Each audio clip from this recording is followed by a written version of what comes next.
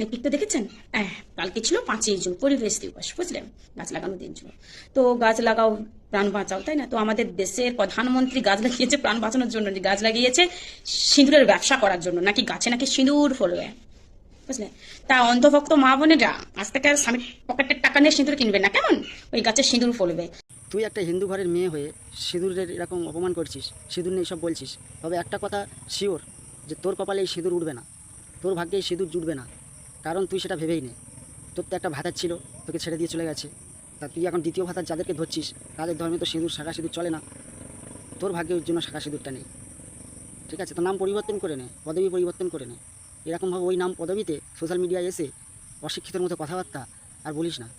একদিনের ফল বুঝতে পারবি, নিজের ধর্মকে এরকমভাবে ছোট করছিস। একদিন তুই ঠিক বুঝতে পারবি, আমার কথাটা লিখে রাখিস। ঠিক আছে? আর কদিন দালালি করবি, এবারে বন্ধ কর দালালিটা।